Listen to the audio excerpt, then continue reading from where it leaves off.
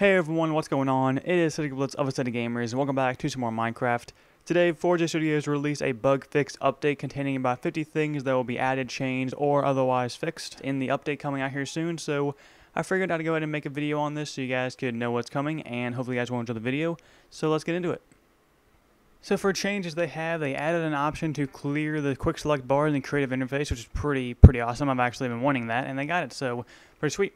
They also added an option to enable or disable bedrock fog, or to set it off by default.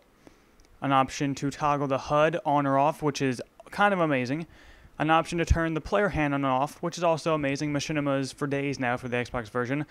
They added a crafting recipe for golden apples, a crafting recipe for pumpkin seeds, they made cakes stackable, and they added a how-to play page for host and player options. So those were the changes and additions, so now let's get into the fixes. They fixed a problem with signs in the online games causing crashes. They fixed the issue for when you renamed your save, but instead it deleted the save, so I mean that's pretty good.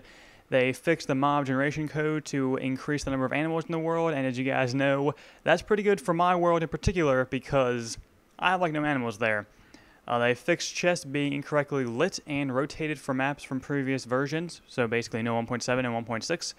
They fixed a problem with eating animation being shown for players who were not eating. I've actually experienced that, and it was kind of funny, although it was kind of also a little annoying after, you saw it for the first 2 times. They had a fix for the animals looking like they were taking damage when they actually aren't. So as you guys know in my Let's Play as well, episode 1, a random cow was getting hurt for no reason at all, and he wasn't actually getting hurt, it just looked like he was getting hurt, so they fixed that. They fixed some sounds, they fixed lever sounds, gate sounds.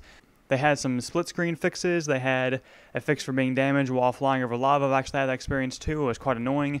They had a fix to stop lava, milk, and water buckets from being empty after using creative mode, which is kind of awesome because it was really annoying me how I had to constantly put more and more and more water buckets into my creative interface just to get all the water I wanted. They fixed the leader of the pack achievement being awarded incorrectly. I'm not really sure about that one. Never happened to me because I already had all the achievements. They had a fix for leaderboard stats. They had a fix for hitbox problems. They had a fix for map rendering incorrectly with clouds disabled. So I don't really care about that because I don't like clouds in the first place. So, whatever. They had a fix for small character display changing color to green. I've actually experienced that. It was kind of cool looking. They had a fix for block rendering problems at the edge of the map.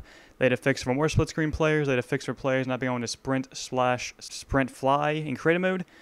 They had a fix for air damage not being ignored when PvP is turned off. They had a fix for activated pressure plates not working correctly. They had a fix for low food bar hint appearing when loading a game in creative mode. They had a fix to remove the player shadow when he's invisible, which is also pretty nice. They had a fix for red roses not being generated in the terrain. I've actually just learned about that now, so I was wondering why I had no roses in my world.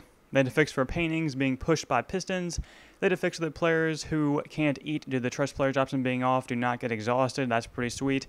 They had a fix for interface disappearing after share to Facebook action, which is how we used to be able to do the no HUD glitch, but now that we can do that, by ourselves now in the game, we don't have to do that anymore.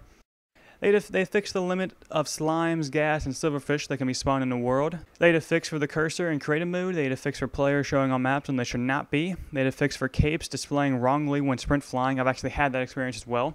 They had a fix for capes not displaying in the nether and not displaying when the player respawns.